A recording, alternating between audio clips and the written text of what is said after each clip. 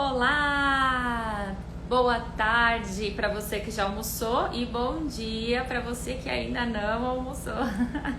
Nós estamos aqui iniciando mais uma live especial. Nesse mês de setembro amarelo, a gente tem conversado muito sobre a questão de depressão, saúde emocional, depressão em adolescentes, em crianças. E hoje a gente vai ter uma convidada aqui muito especial para falar um pouquinho sobre como funciona essa questão da depressão e até o suicídio para crianças na infância.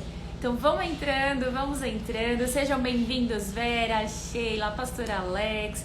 Eu queria te convidar nesses instantes em que estamos iniciando para você poder clicar aqui nesse aviãozinho e mandar o convite para o maior número de pessoas que você conhece, as mamães, papais e todos que você conhece para participar aqui conosco. Eu estou fazendo a mesma coisa agora, então vamos mandar o convite aqui. Vai demorar 15 segundinhos só para a gente poder começar a nossa live. Para eu chamar a nossa convidada especial de hoje, vai ser muito bom. Então esteja aí com expectativas daquilo que Deus vai fazer em nome de Jesus. Vamos ver, cadê as outras mamãezinhas aqui? Tô chamando todo mundo. Deixa eu ver. Vai convidando também, você que tá entrando, começa a convidar as pessoas que você conhece para participar conosco. Vai ser bênção. Aê! Muito bom! Sejam bem-vindos, nós estamos com grandes expectativas e eu creio que Deus vai falar conosco de uma forma muito poderosa, vai nos alertar, é um tema tão importante. Então eu quero te dar aí mais 5 segundos para você convidar todo mundo, 5 segundinhos. Deixa eu mandar para mais algumas pessoas aqui. Cadê? Aí. Pronto, bênção. Foi.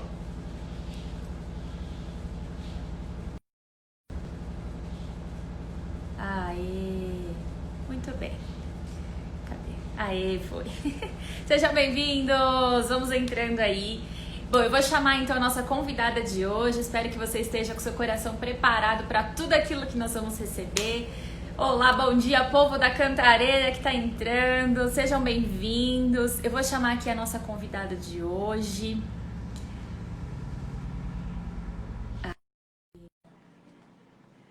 Que você possa ser abençoado hoje. Aproveita enquanto a gente está se conectando aqui para convidar mais algumas pessoas que você conhece. Nós vamos ter essa live disponível também no nosso GTV, nos nossos agregadores de podcast, no YouTube. Vai ficar tudo gravadinho para que você possa acompanhar, para que você possa enviar aí para algumas pessoas que não puderam entrar nesse horário para assistir com a gente ao vivo. Não tem problema. Aqui é importante a gente ter a informação. Ó, tá aguardando aqui, já a gente vai se conectar. Olá, Márcia, Edson. Não sou mamãe, mas sou vovô. Muito bem, Edson. Nós temos que aprender e ficar de olho, porque a gente tem muito que ajudar, como família, tem que estar sempre ali antenado, né? Muito bom. Sejam bem-vindos, sejam bem-vindos, sejam bem-vindos. É isso aí, estamos pelo Insta do Edson. Edson e Márcia estão ali ligadinhos já. Convide as meninas, depois manda esse material para as meninas assistirem também. A gente vai junto. Vai junto. Deixa eu tentar conectar aqui de novo. Vamos tentar aqui mais uma vez.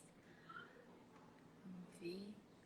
E eu já declaro em nome de Jesus que todos os impedimentos cairão por terra, porque todas as vezes em que vamos fazer uma live, né, durante esse mês todo, a gente teve ali questões de dificuldade de conexão, desafio. Ah, deu certo! Deu certo! Tudo bom? Tudo bem? Tudo bem?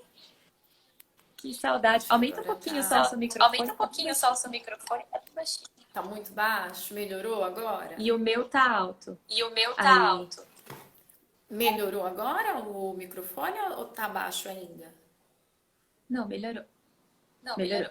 Melhorou? Só, Tá eu bom só mesmo, escuto a sempre minha sei. voz. Eu só Aí, escuto a minha voz. Aí, se der pra baixar, se der pra o baixar volume o do seu. volume do seu...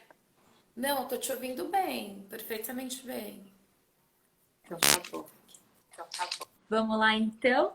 Bom, nossa convidada especial aqui é uma amiga muito querida minha, a Laísa. Ela é psicóloga em formação, também psicopedagoga clínica e institucional, educadora artística, graduada em artes visuais e graduando em neurociência da aprendizagem. Hoje ela atua com crianças, adolescentes e orientação parental.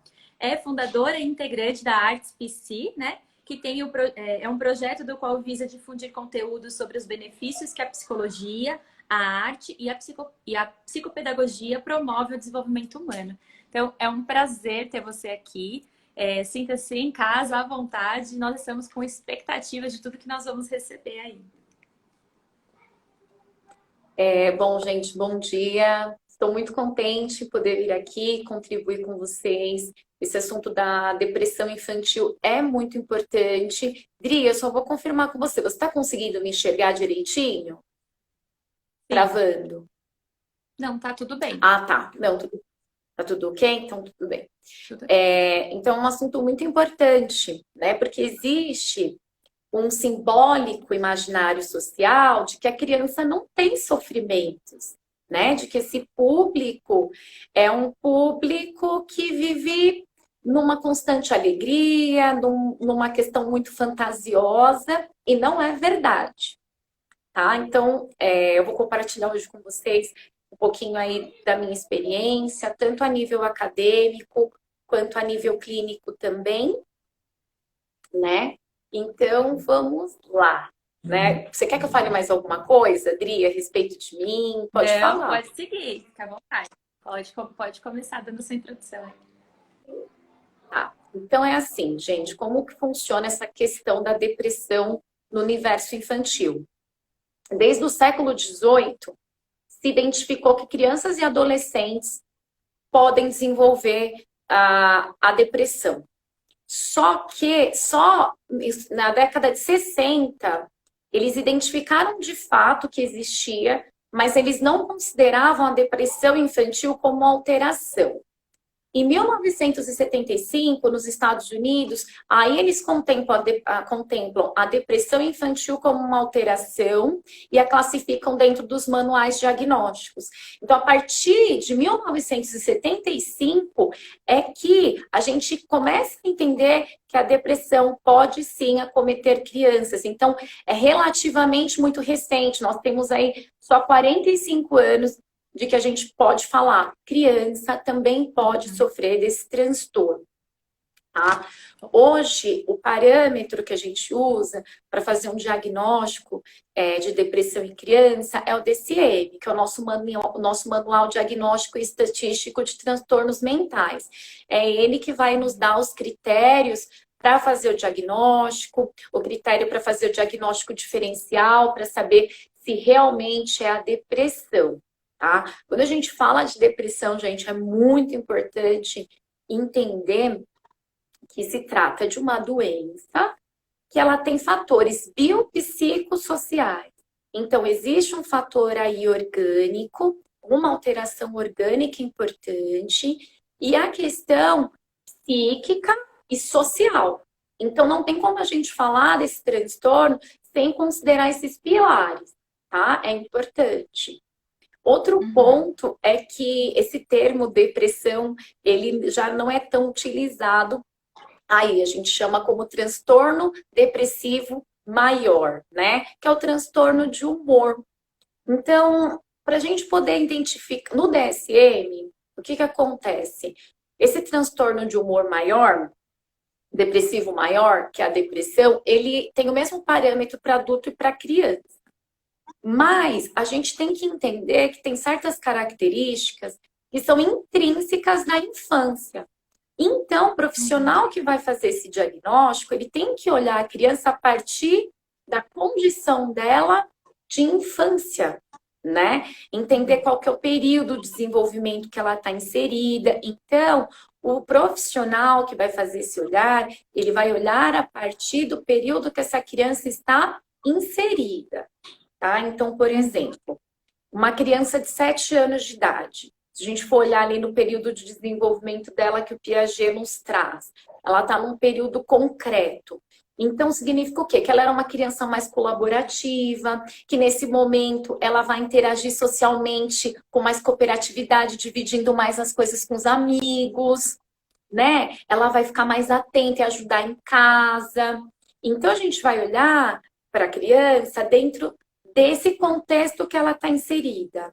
Então, é por isso que é importante a gente procurar também um profissional na infância. Não que um outro profissional não seja capacitado, mas o profissional da infância ele vai ter um olhar mais abrangente ali das fases do desenvolvimento e tudo mais, né? Uma coisa importante é a gente quebrar os estigmas, gente, a respeito das questões da infância, né? E quebrar essa questão do imaginário social de que a criança não pode ter sofrimentos existenciais.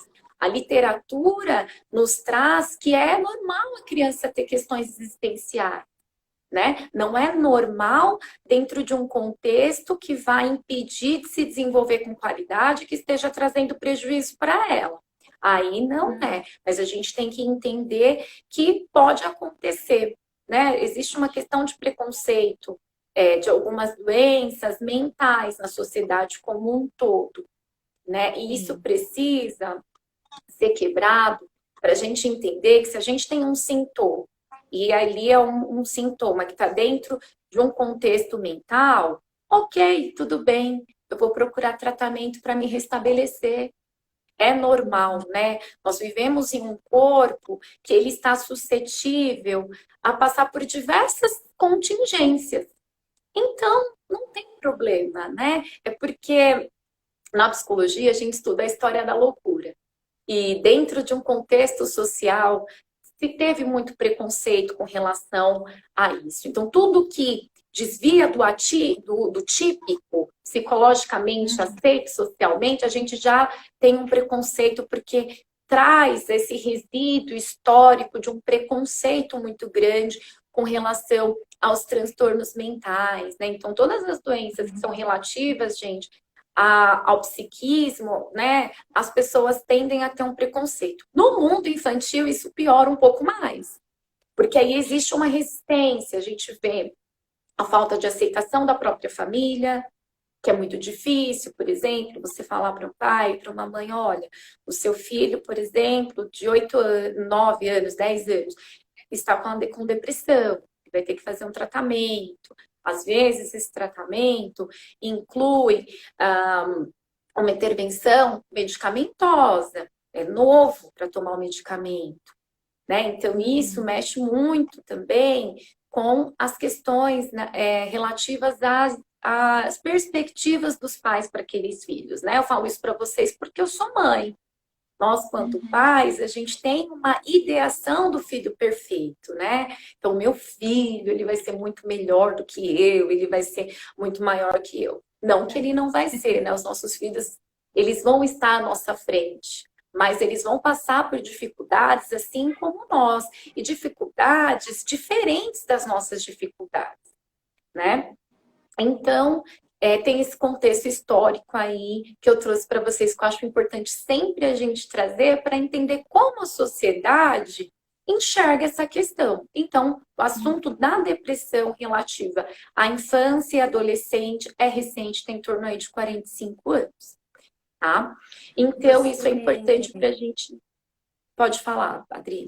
Você entende que esse tempo que nós estamos vivendo, essa geração agora, é mais suscetível a passar por problemas assim do que antigamente? Você acha que esse excesso de informação que eles têm, isso ajuda ou prejudica? Ou, não sei, faz parte aí da probabilidade das crianças passarem por momentos assim, de crise de identidade, de não saber lidar com as emoções? É assim, Adri, tem 2 pontos fundamentais que contribuem para a criança desenvolver a depressão. Tem uma lista de sintomas que depois eu vou até falar para vocês aqui, que eu acho importante vocês terem, mas a literatura ela traz 2 fatores de suma importância, que é a questão da proteção e do acolhimento. Crianças que não se sentem protegidas e nem acolhidas, elas ficam desestruturadas.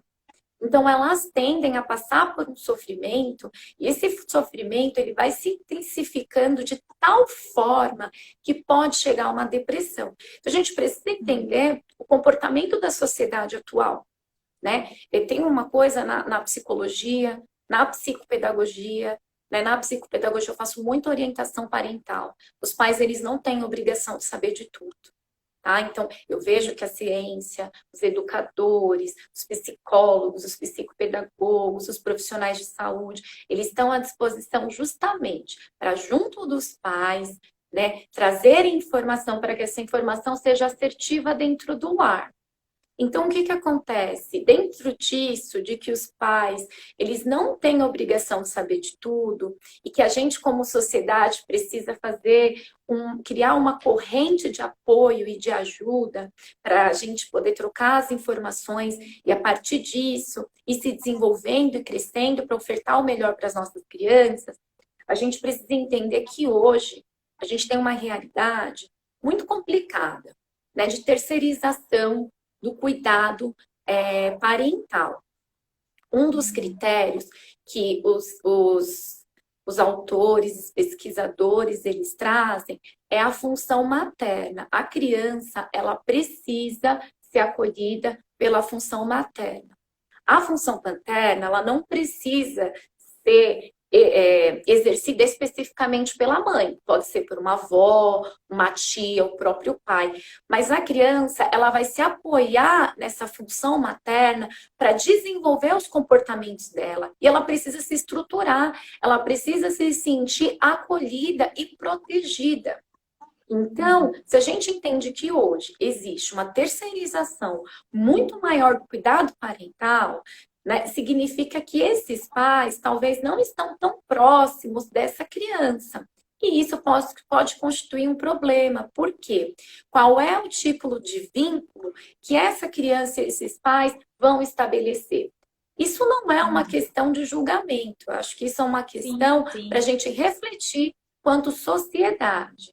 Então, vou trazer um exemplo para vocês aqui. Eu fui professora da rede pública. Né?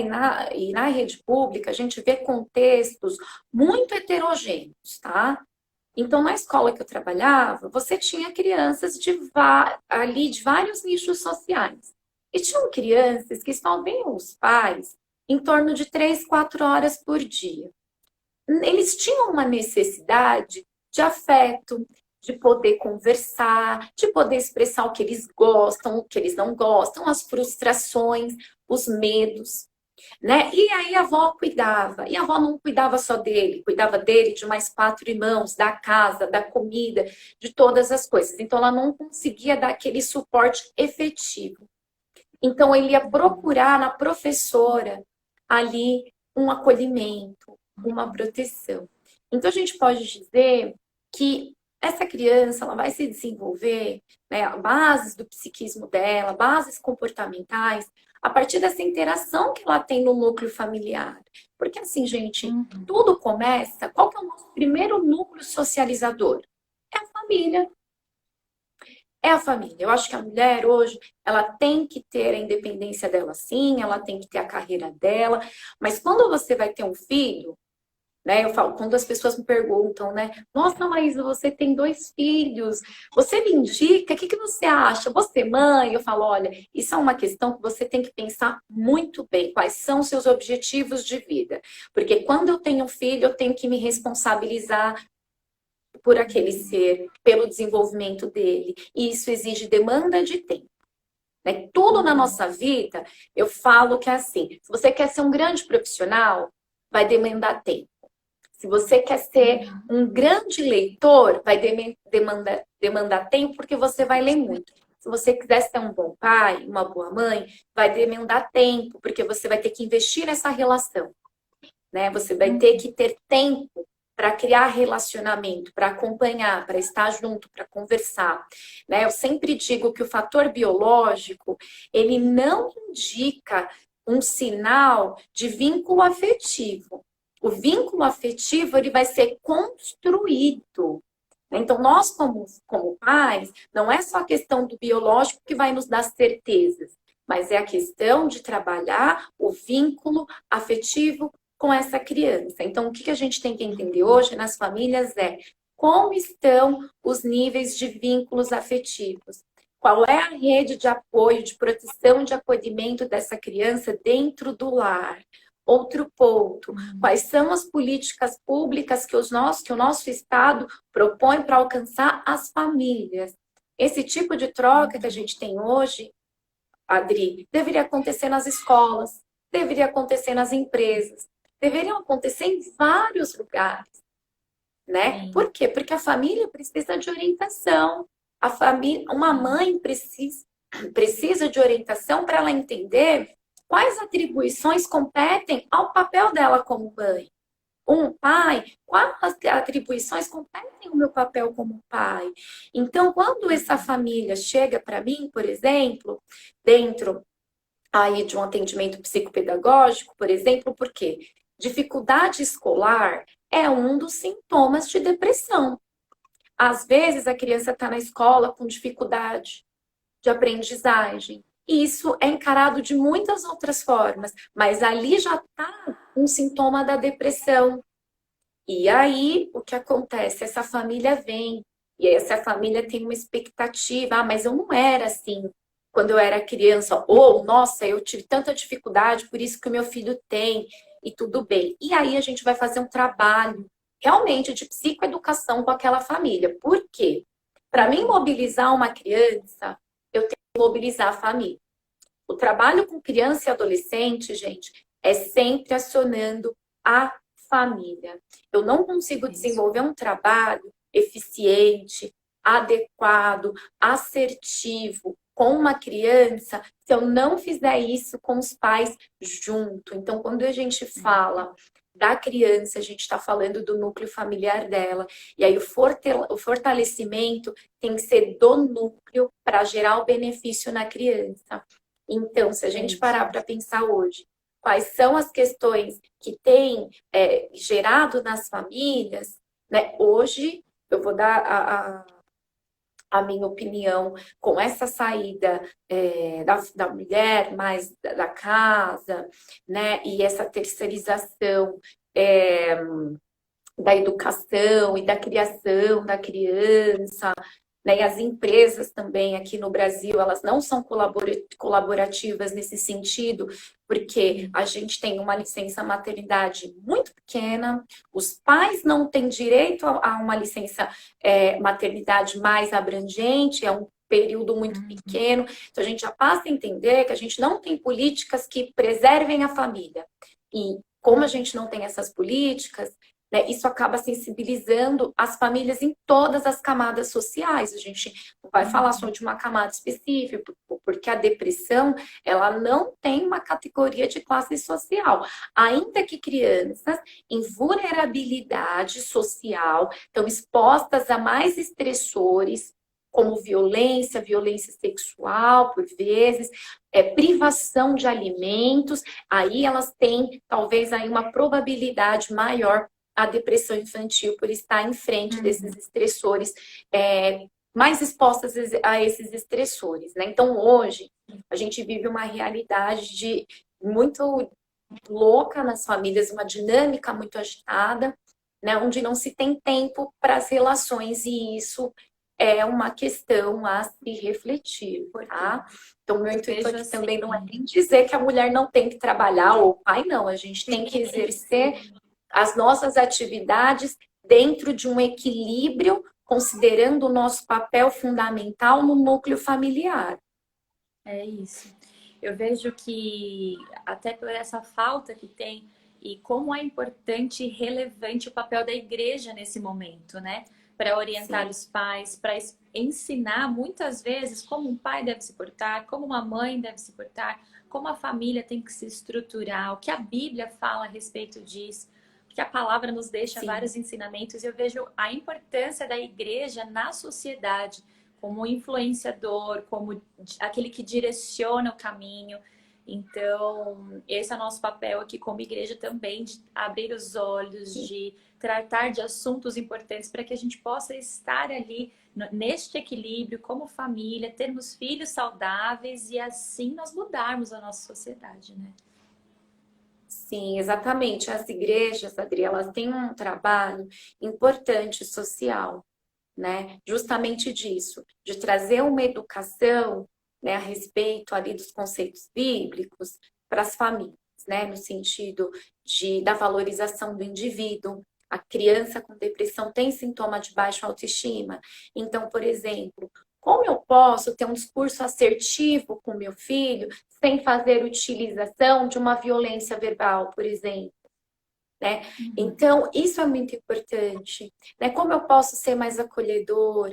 Então, as igrejas, elas têm um papel muito importante com os pais, muito importante com as crianças, muito importante de trabalhar a preservação da infância. Hoje existe crianças que são estimuladas a não serem crianças, estão tratadas como mini adultos. Isso é prejudicial. Isso é ruim. A infância é uma etapa que precisa ser vivenciada dentro da sua intensidade, com as suas características, né? E se a gente for parar para pensar, isso é até um retrocesso, porque na antiguidade as crianças eram vistas como mini adultos. E para a gente conseguir chegar no padrão que nós estamos hoje, existia um esforço social muito grande. Né? Então, eu acho importante exatamente isso, as igrejas se colocarem dentro desse papel de apoiar as famílias, de fazer esse trabalho direto, para que exista essa proteção, esse acolhimento, esse discurso assertivo. Por quê? O lugar de aprendizagem, gente, é dentro de casa. Né? Eu sempre falo que os pais são ensinantes, a criança é o aprendente, e aí nós temos o objeto de ensino. Né, o objeto do conhecimento. Então, o pai é o primeiro professor do aluno, da criança. Ele é o ensinante. As crianças, elas aprendem por imitação. Então, às vezes, algumas pessoas falam, Laísa, meu Deus, meu filho não para de falar palavrão. E aí eu falo, ok, tudo bem. Vamos fazer uma análise breve aqui. Como que é a conduta dentro da sua casa verbal? Né? Vocês falam muito palavrão? A gente fala, mas a gente diz para ele não falar. Gente, não, a criança ela vai aprender por imitação. Ela vai aprender por imitação. Porque os pais são os modelos, né? Os pais ou os avós, quem está exercendo ali a função da paternagem. No caso, vai ser o exemplo, o modelo da criança. Então, se eu quero que o meu filho tenha um modelo mais assertivo, eu preciso começar a aplicar esses modelos mais assertivos. Eles precisam fazer parte do meu contexto familiar. Se eu quero que o meu filho tenha rotina, então eu preciso ter rotina também, mas dentro de um equilíbrio, porque existe o contraponto de pais que são muito exigentes, rígidos, ao ponto da criança também ser um estressor para a criança. Ela tem medo o tempo inteiro de não corresponder à expectativa desse pai, dessa mãe. Isso é uma grande questão também. Então, a gente tem que estar dentro de um espectro que vise o equilíbrio, né? Onde aquela criança tem espaço. Filho, fale aqui. Porque, assim, gente, o erro, ele faz parte do processo de aprendizagem. A gente vai falar da criança, ela tem um repertório reduzido. Então, às vezes, o pai fala, você me entende? Aí eu penso, não entende. Tá certo, a criança não entende. Por quê? Porque, às vezes, o padrão do adulto é ele mesmo. Quantas vezes nós, como adultos, a gente tem uma ideia de que a criança pense como a gente. E não, ela não pensa como nós. Nós temos que ter uma linguagem mais lúdica para trazer exemplos para ela, né? Então, deixar que o nosso lar seja um lar dinâmico, né? Um lar livre de preconceitos, um lar onde a criança possa falar, pai, aconteceu tal coisa na escola hoje. E ela não tenha medo. Por quê? Muitas crianças escondem as coisas por medo. Porque quando elas erram, elas são punidas dentro de casa.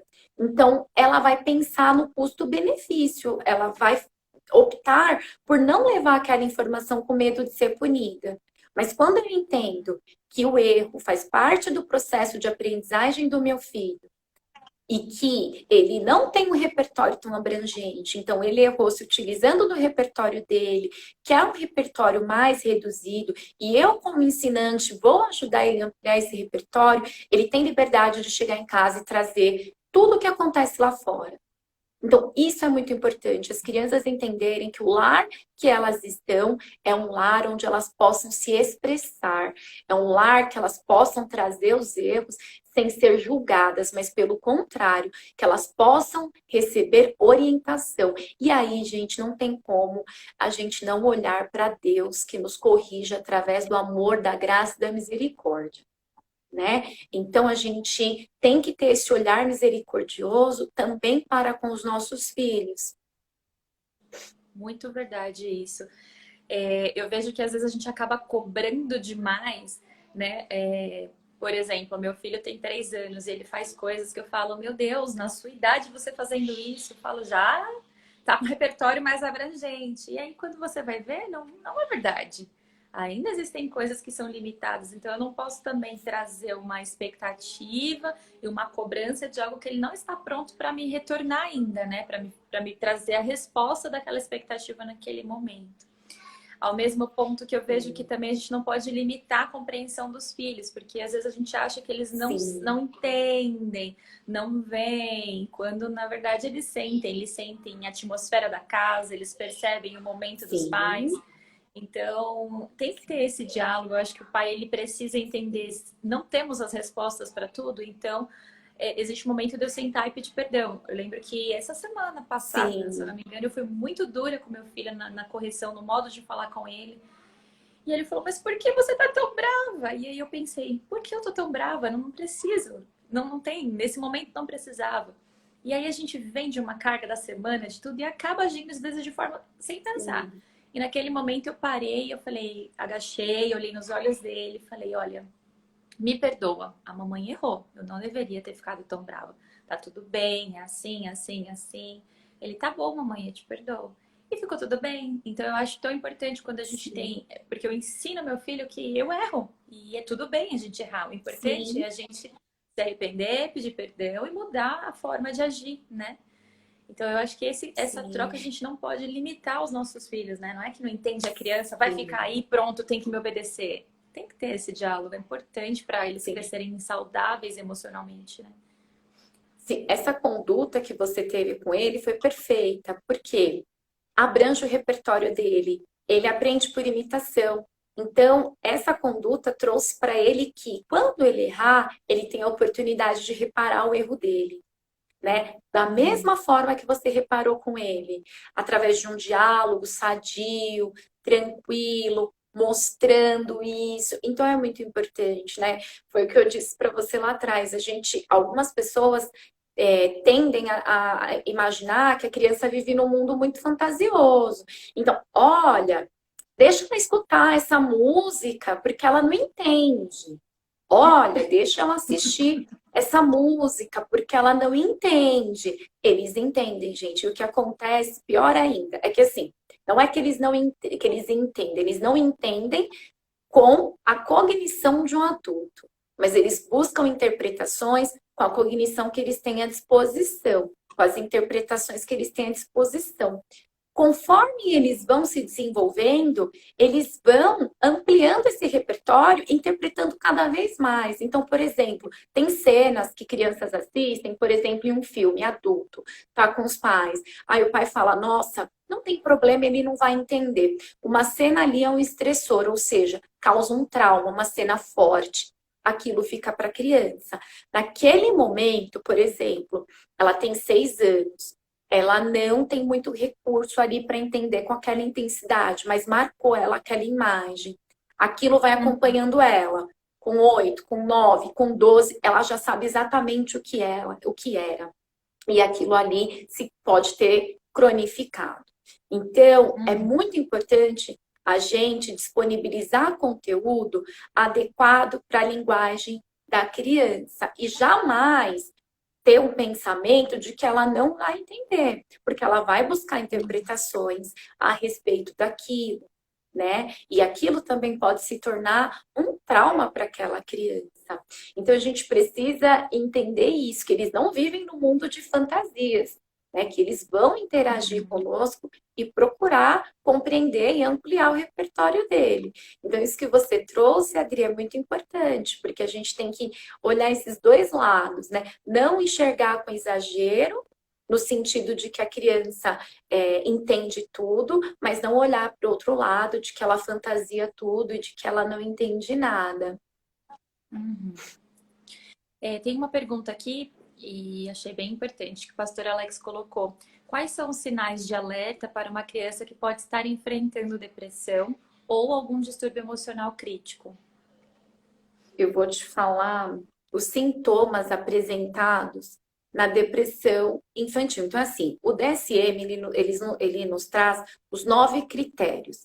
Para ser considerado depressão, isso tanto para criança quanto para adulto, tem que ter pelo menos 2 critérios permanentes durante 2 semanas consecutivas. Quer dizer, aquele sintoma já começou a atrapalhar a qualidade de vida da criança, tá? Que é o humor deprimido e a perda de prazer. Então, são os 2 sintomas que já tem que acompanhar ali a criança em 2 semanas para a gente ter um olhar aí para poder falar de uma depressão. Depois disso, o DSM ele nos traz outros critérios. Então, a gente vai ter, no caso da criança, a desatenção, a hiperatividade, a enurese. Então, a criança vai fazer xixi ali, não vai ter esse controle, né? A criança vai dispensar o contato social, choro repentino. Então, começou a chorar repentinamente, dificuldades escolares. Então, a criança não vai conseguir se concentrar para poder estudar. Tem sintomas orgânicos também que acompanham a criança, como muita cefaleia, dores de estômago, né, taquicardia. Né? A criança pode desenvolver ansiedade.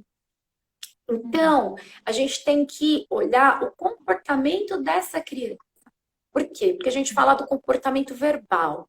Como a depressão infantil, ela não tem uma data específica, né? É um assunto que eu leio muito. Então, por exemplo, tem várias linhas aí dos pesquisadores. Tem pesquisadores que eles falam que tem criança que os estressores começam ali com meses. Então, tem crianças que com um aninho, por exemplo, já pode tá desenvolvendo uma depressão infantil. Né? Então, tem uma questão, por exemplo, a respeito do medicamento, né? Porque são medicamentos fortes. Porque a questão da hereditariedade também é um fator de risco para a criança desenvolver a depressão. Tem 2 fatores de risco ligados à hereditariedade. Então, tem a questão que a gente vai falar do sistema nervoso central mesmo, um padrão aí de neurotransmissor, né? Que aí precisa de um medicamento, porque aí um medicamento vai atuar ou na enzima ou na bomba de recaptação para que a neurotransmissão da serotonina, da dopamina e da noradrenalina sejam feitos de modo adequado. E aí a gente vai falar também da questão comportamental, porque como as crianças aprendem a partir da imitação, se ela tem um pai ou uma mãe com uma depressão, a gente entende que ela vai aprender conteúdos a partir daquele comportamento do deprimido. E aí ela pode adquirir, fazer aquisição daquele comportamento. Então, para você ver, é uma interação do interno com o externo. A gente nunca pode falar da depressão só considerando o fator interno ou só considerando fatores externos, né? Às vezes existe aí uma questão, uma relação entre os dois. E abuso físico é um estressor que pode gerar a depressão. Então, abuso sexual também. Né? Essa questão é um tabu muito grande, Adri, falar sobre a questão da correção física com crianças. Porque a gente está ensinando para a criança uma linguagem muito complexa, muito complicada. Quando a gente vai falar, por exemplo, da questão da correção física com a criança, a gente às vezes nem está pensando na criança, a gente está pensando naquele indivíduo que está aplicando esse castigo físico nela. Será que ele tem condições psíquicas para se equilibrar dentro de um momento de fúria? Como aquele indivíduo entende quando ele vai parar Então a questão é mais além, porque não é só a criança, é quem está aplicando aquele castigo. Quais são, como aquela pessoa internaliza as regras. Às vezes o padrão daquele pai de castigo físico era o padrão que ele recebeu do pai dele, e que o pai dele recebeu do vô, e que o vô recebeu lá do pai. Então, às vezes, é muito abusivo, é muito agressivo, é muito forte. E aí, essa criança entendendo que quando ela erra, a maneira dela ser corrigida é através da agressão física, como ela vai se comportar com um amigo na escola? Se utilizando desse repertório. Como ela vai se utilizar quando ela estiver adulta numa briga de trânsito? Então, a gente tem que considerar que os comportamentos, eles têm funções muito importantes na sociedade, né? E que para a criança é muito importante isso. Né? Esse exemplo de um comportamento assertivo, esse exemplo de um comportamento que pare ali dentro de um equilíbrio, para que ela possa se equilibrar e se manifestar com o mundo, se comportar de uma forma equilibrada também. Mas são esses os sintomas, né? E os fatores de risco, o nono critério do DSM, ele fala do suicídio. Porque o que acontece? Então, você tem uma criança com baixa estima baixa, com humor deprimido, não tem mais prazer em fazer as atividades que ela gosta, e aí a criança também não quer ter mais o contato social. E aí, como consequência, ela entra numa desesperança. E a desesperança é uma grande questão aí relativa à tentativa de suicídio. Por quê? Porque é o que acontece. Quando a gente vai falar do suicídio, a sociedade tem muito tabu ainda. Porque a gente tem uma herança histórica. Se a gente for parar para pensar, a maioria das religiões, elas têm algo em comum, que é a valorização da vida. Então, você pode ser cristão, você pode ser muçulmano, a grande parte delas punem o fato de você tirar a própria vida. Não, punem no sentido de não são a favor, né? Então, o que acontece? Existe uma questão social muito grande a respeito disso, tá? Outro ponto. As pessoas, então, vem o julgamento. Nossa, mas como aquele indivíduo foi capaz de agir contra a própria vida? O que é importante a gente explicar é que uma criança, por exemplo, diante desses sintomas todos, que ela não é assistida, eu tenho uma pesquisa que foi feita em Maringá, está no site do Ministério Público de Maringá. 70% das crianças com sintoma de depressão grave não têm o diagnóstico e não fazem tratamento, tá? Eu não achei informação aqui do Ministério Público de São Paulo, mas isso é lá do Paraná. Então, o que acontece? O que a gente entende? Essa criança está num contexto muito aversivo.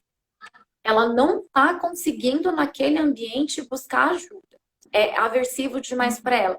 Isso gera um sofrimento tão profundo, de desesperança tão grande, que a única maneira que aquela pessoa possivelmente entende de parar isso é agindo contra si, tirando a própria vida. Então, as pessoas que tentam o suicídio, ou que completam o suicídio, elas são vítimas. Elas são vítimas de todo um contexto. A gente não tem como falar que o contexto não gera influência. Ele gera, sim, a influência. Né? Então, quando a gente vai falar de suicídio, a gente não pode isolar aquele indivíduo e falar, nossa, ele fez porque ele quis, ele tinha um direito. Não, porque nós somos seres sociais, nós interagimos com o outro, nós compartilhamos vida, né? Então, todos somos responsáveis, né? Terceira causa de mais mortes entre jovens no Brasil é o suicídio, e a gente não vai se responsabilizar por isso quanto sociedade, quanto indivíduo integrante, participante dessa sociedade, né? Eu como educadora, eu como uma psicopedagoga, eu como uma psicóloga de informação, eu vou pegar essa informação e vou falar que eu não tenho nada a ver, que a escolha foi daquele indivíduo, eu tenho que olhar o meu papel. Eu tenho que olhar todo dia se eu chego naquela escola e pergunto para os meus alunos, vocês estão bem? Eu tenho que olhar e ver aquela criança hoje ela não está legal. Vamos conversar? Ou quando aquela criança comete um comportamento muito inaceitável, que naquele primeiro momento eu fico bem nervosa, mas depois eu falo, esse comportamento me comunica alguma coisa. Calma aí, vamos conversar. Conta para ti o que está acontecendo.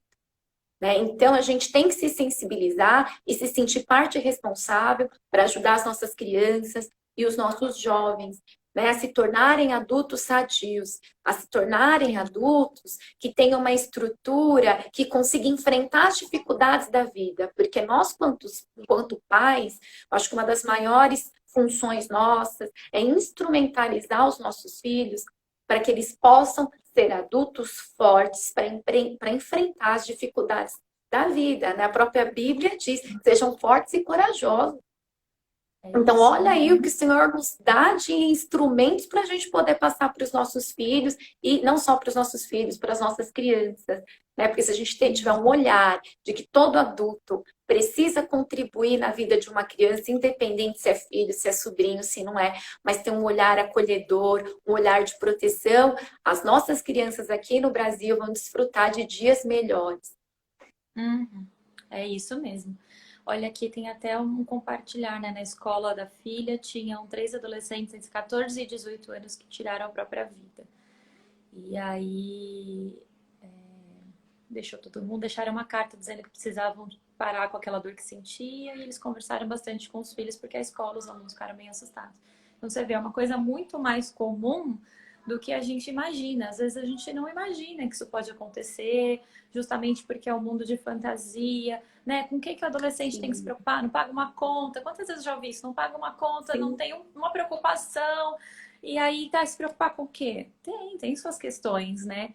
Tem a sua dor. Eu vejo também que existe também toda uma informação de como você tirar a sua vida. Hoje a gente vê que a internet abre portas aí de um mundo que a gente não imagina. Então, o adolescente também tem acesso, às vezes, e começa a assistir vídeos que instiga ainda mais, talvez, aquele sentimento que ele estava tendo, e leva ele a finalmente fazer alguma coisa e tirar a sua própria vida.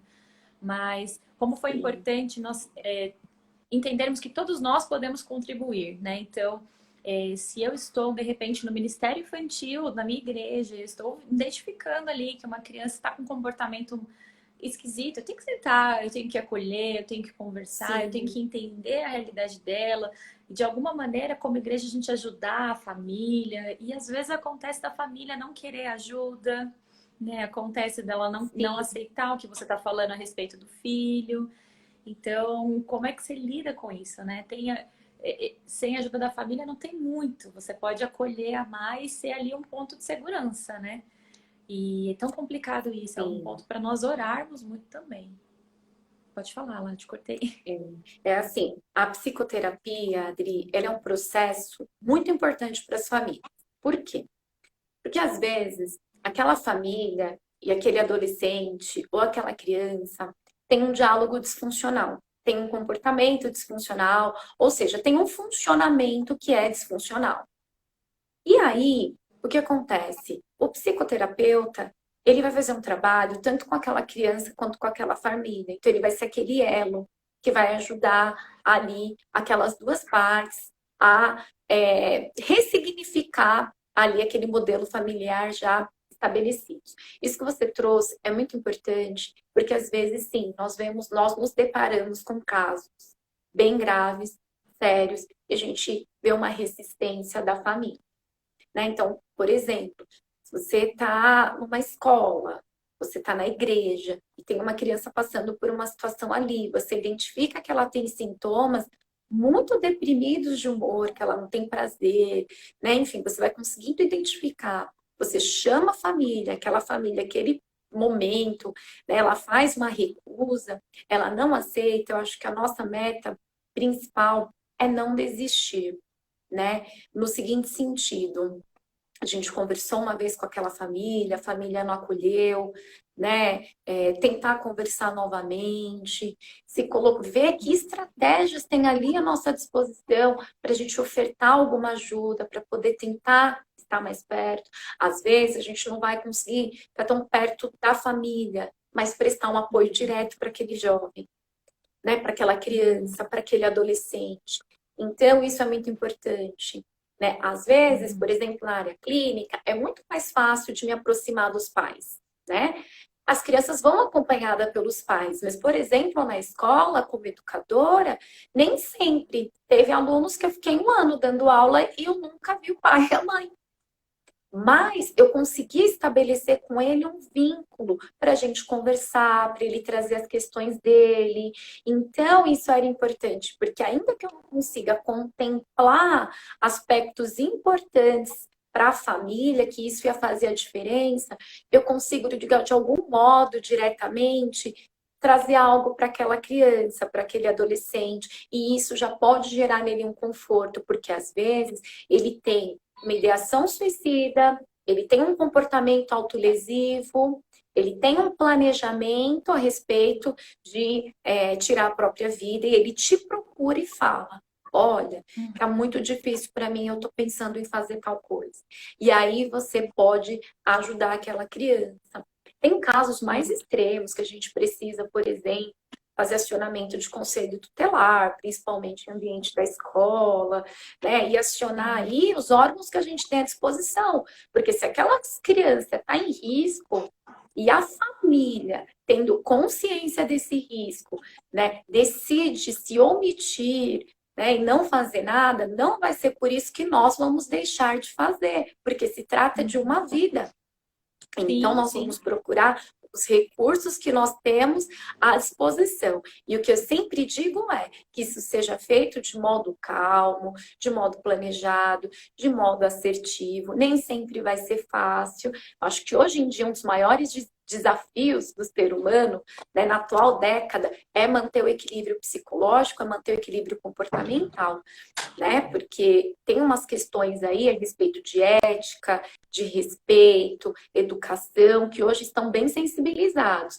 Então, às vezes, você tem que ir preparado para tomar chumbo grosso. Mas aí é você ter aí consciência, de fato, do seu propósito. Né? Eu acho que quando a gente encontra o nosso propósito de vida, né? E quando a gente entende que a gente vem para somar e não para dividir, e a gente busca maneiras mais delicadas e sensíveis para fazer isso, as coisas acontecem, começam a se encaminhar, começam a andar, né? Podemos dizer dessa forma. Sim. Bom, a gente está aqui já no limite do nosso horário, passou super rápido. E eu queria pedir para você, nesses últimos, acho que dá para fazer uns 4, 5 minutinhos, que você me desse dica aqui para os papais que estão assistindo. Porque hoje, como nós falamos, né, às vezes a gente tem que dividir o tempo, porque há a necessidade da mãe trabalhar, do pai trabalhar. Aí tem a questão logística da casa e tal. Então, como que nós, numa condição, né, vou me colocar numa posição assim, como que nós, quanto família, tendo um tempo hoje, devido a N situações, menor para estar com os nossos filhos, o que eu devo fazer com esse tempo para suprir essa necessidade dessa criança, para que ele não se sinta desamparado, não acolhido? Tem alguma coisa que a gente possa fazer? Tem, Adri. Primeira coisa que eu falo para todos os pais sempre é: conversem com seus filhos. Tenham interesse em saber os sentimentos dele. Né? Então, pergunte para o seu filho: filho, tudo bem? Você acordou bem? Filho, como que foi o seu dia? Filho, você está com vontade de brincar de alguma coisa hoje? Nesse contexto de pandemia, tem sido muito difícil, porque os pais estão trabalhando de casa. Por exemplo, eu estou trabalhando de casa. Então, a gente tem que fazer uma agenda, colocar um horário. Filho, hoje nós vamos brincar das 19 a... Você pensa na brincadeira? O que você quer? É a gente se colocar junto, é a gente estar perto, é a gente querer saber quem ele é a gente trazer histórias da nossa vida para os nossos filhos. Eles amam. Gente, criança ama escutar histórias dos pais, dos avós. Tragam, sabe, o contexto histórico da sua família. né? Escolha ali, traga suas memórias, compartilhe as suas memórias. É muito gostoso quando você compartilha memórias suas positivas com a criança, ela se sente parte, porque ela quer conhecer aquele pai, porque ela conhece você a partir do que você é agora. Mas aí ela fica imaginando como era você criança. Aí ela se identifica quando você fala que brincava de uma coisa que ela gosta. Isso é muito gostoso, isso fortalece o vínculo, né? Tô fazendo uma atividade da casa, com prazer, filho, quer ajudar a mamãe? Ah, então vamos fazer junto. Gente, é estar junto, é estar perto, né? A criança, ela quer sentir que ela é assistida, que ela é especial, né? O mundo infantil, ele precisa dessa afirmação, né? A criança, ela constrói a identidade dela a partir também do que nós entregamos a ela. Então, a gente afirmar a identidade dessa criança, dizer o quanto ela é importante para nós. Quando ela errar, acolher com amor e fazer ali uma orientação assertiva, amorosa. Então, são coisas simples, né? Que, olha, eu não falei de nada material até agora. Tudo que eu falei foram só coisas simples que a gente pode fazer no nosso dia a dia. Então, o amor, gente, ele é o principal, né? Quem não gosta de se sentir, todo mundo quer se sentir amado, todo mundo quer se sentir acolhido, todo mundo quer se sentir especial. E o público infantil, eles têm mais necessidade, né, dessa afirmação. Então, você, pai, mãe, que está assistindo isso, dedique tempo aos seus filhos, né? É um tempo de qualidade. Desliga o celular, né? Desliga a TV, vai brincar juntos, ou vão assistir um filme juntos, mas oportunizem, criem momentos para que vocês possam desfrutar um da companhia do outro e se conhecerem. Você conhecer o seu filho e ele conhecer você, isso é maravilhoso. Excelente, eu acho que não é, né, o tanto de tempo que a gente passa junto, porque podemos passar o dia juntos e não ter esse momento de qualidade. Mas é Sim, muito mais um momento de qualidade ali, que seja 1 hora, 2 horas no seu dia, meia hora que seja, se você fizer com que seu verdade. filho se sinta amado, né, tenha essa atenção. Eu creio que isso vai fazer muita diferença. Vou falar a minha dica aqui. O meu café da manhã é o meu momento e o momento do meu filho. Então a gente toma café da manhã junto, conta uma história, eu pergunto o que ele sonhou, se ele dormiu bem, se ele tem alguma coisa para contar. E a gente conversa ali no café da manhã e isso é o nosso tempo, já é a nossa rotininha, é o nosso tempo. E a gente vai cuidar da casa, vai fazer o que tem que fazer, trabalhar, enfim. Então é importante a gente ter esse momento, porque isso faz diferença, né? Sim, Ter esses pequenos hábitos, né? Lá, sim, muito sim. obrigada pela tua presença, por ter participado aqui conosco. Foi muito enriquecedor.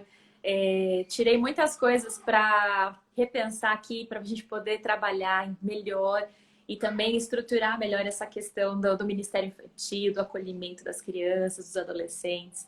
Eu creio que os pais também foram muito abençoados. A nossa live vai ficar salva lá no nosso IGTV. E eu vou colocar lá o contato da doutora Laísa para vocês, tá bom? Então, quem também precisar, pode entrar em contato. Você me passa depois, eu vou deixar o Instagram, e aí entra lá na mensagem, ela passa um outro contato melhor, se for necessário. Qualquer dúvida que vocês tiverem também, podem entrar em contato conosco. Ela tem um trabalho lindo, então siga lá no ArtsPC, muito legal. Então, para você estar acompanhando.